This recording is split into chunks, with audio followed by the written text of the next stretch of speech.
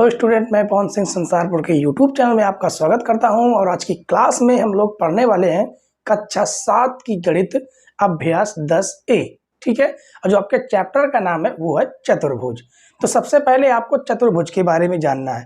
चतुर्भुज के बारे में जानने के लिए हमने उसके लिए अलग से आपको एक वीडियो प्रोवाइड करवा चुके हैं, जिसमें हमने सीखा है समलंब चतुर्भुज और आयत, वर्ग और पतंगाकार। ये सारे चतुर्भुजों के बारे में हमने एक एक डिटेल आपको बता चुके हैं। ठीक है, अगर आपको वीडियो नहीं मिलती है तो आप प्लेलिस्ट में जाइए, वहां पर बेसिक मैथ करके आपको एक प्लेलिस्ट मिल जाएगी, वहां पर वो वीडियो पड़ी हुई है। ठीक है, और या तो आप आई बटन पर क्लिक करके भी आप उस वीडियो को देख सकते हैं। ठीक है, तो देखिए यहाँ पर जो आपका पहला क्वेश्चन है, इसमें लिखा गया आकृति 10.17 चतुर्भुज ABCD में। कहने का मतलब ये आपकी आकृति है जिसमें ABCD एक चतुर्भुज है। ठीक है, और इसके बारे में पूछा यह गया है कि इसमें कितनी भुजाएं हैं। तो आप देख कर ही बता सकते हैं कि इसमें भुजाएं कितनी है। कितनी भुजाएं हैं यहाँ पर लिखेंगे उत्तर में।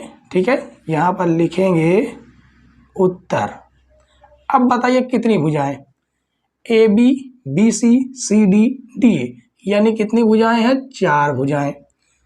कितने अंतःकोण है? अंतःकोण मतलब अंदर के कोण, जैसे ये कोण A हो गया, ये कोण B हो गया, कोण C हो गया और कोण D हो गया।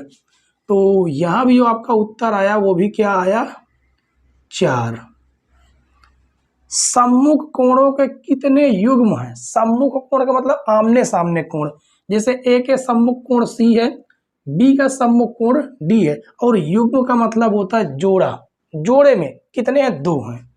तो उत्तर में लिखेंगे 2। ठीक है, संलग्न भुजाओं के कितने जोड़े हैं? संलग्न मतलब जुड़ी हुई आपस में। जैसे यहाँ पर देखिए AB है, AB B से जुड़ी है, BC CD से जुड़ी हुई है, CD DA से जुड़ी हुई है। इस प्रकार से कितनी भुजाएं हैं? 4 भुजाएं हैं। उत्तर में लिखेंगे 4। ठीक है, कितने विकर्ण होंगे? अब विकर्ण क्या होते हैं? विकर्ण हम लोग बोलते हैं इन्हें हम क्या बोलते हैं? विकर्ण। यानी AC और BD कितने विकर्ण है? लिखेंगे 2। उत्तर में लिखेंगे 2 विकर्ण है। क्या AB BC CD और DA में से कोई विकर्ण है? तो देखिए जो AB है वो आपकी भुजा है, BC भी आपकी भुजा है, CD भी आपकी भुजा है और DA भी आपकी भुजा है। इसका मतलब ये है कि इसमें कोई भी विकर्ण नहीं है, तो लिखेंगे कोई नहीं। ठीक है, अब यहां पर पूछा गया कितने शीर्ष हैं। शीर्ष मतलब कोने कितने हैं? ABCD 4 कोने हैं। केवल इतना ही आपको करना था। ठीक है, छोटा सा क्वेश्चन था जिसमें हमें बेसिक जानकारी देनी थी चतुर्भुज के बारे में। ठीक है, तो उम्मीद है बच्चों की पहला क्वेश्चन आपको समझ में आ गया होगा। समझ में आ गया हो तो वीडियो को लाइक, शेयर और चैनल पर नए हो तो सब्सक्राइब कर लीजिए। ठीक है, साथ में बेल आइकन प्रेस कर लेना जिससे नई नई वीडियो की नोटिफिकेशन आप तक पहुंचती रहे। तो देखते हैं क्वेश्चन नंबर 1 के बाद क्वेश्चन नंबर 2। आगे क्वेश्चन देखिए बच्चों, क्वेश्चन नंबर 3 और question number 4, sorry question number 2 और क्वेश्चन नंबर 3। ठीक है, इसमें कहा गया कि उपरयुक्त आकृति 10.17 के आधार पर अपनी अभ्यास पुस्तिका में रिक्त स्थानों की पूर्ति कीजिए। कहने का मतलब ये है कि ये आपकी पिछली वाली आकृति बनी है। ठीक है, और इसके बारे में हमें क्या करना है? बताना है। क्या बताना है? क्यों क्षेत्र में स्थित है, मतलब बाहर स्थित है या अंदर स्थित है। तो कहाँ स्थित है कि क्यों? बाह्य क्षेत्र में स्थित है, वो सॉरी अंतः क्षेत्र में स्थित है। तो यहाँ पर हम लिखेंगे अंतः। क्या लिखेंगे? अंतः क्षेत्र में स्थित है। R कहां पर स्थित है? देखिए बाहर है, तो लिखेंगे बाह्य क्षेत्र। बाह्य क्षेत्र में स्थित है। T कहां पर है? T CD भुजा पर स्थित है, लिखेंगे T CD भुजा पर स्थित है। तो आपका क्वेश्चन नंबर 2 कंप्लीट। अब क्वेश्चन नंबर 3 में आते हैं। किसी चतुर्भुज ABCD से संबंधित निम्नलिखित कथनों में रिक्त स्थानों की पूर्ति कीजिए। यह आकृति हमने अपने आप बना लिया है, आप भी बना सकते हैं, ठीक है। और इसमें कहा गया दो शीर्षों को मिलाने से विकर्ण बनता है। दो कौन से शीर्ष? सम्मुख शीर्ष, सामने वाले शीर्ष मिलाने से क्या बनता है? विकर्ण। तो लिखेंगे दो सम्मुख शीर्ष को मिलाने से विकर्ण बनता है। शीर्ष A और को मिलाने से विकर्ण बनेगा। A और C को अगर हम मिला दें तो विकर्ण बन जाएगा। तो लिखेंगे शीर्ष A और C को मिलाने से विकर्ण बनता है। शीर्ष D और को मिलाने से विकर्ण बनता है। D और B को मिला देंगे तो विकर्ण बन जाएगा, ठीक है।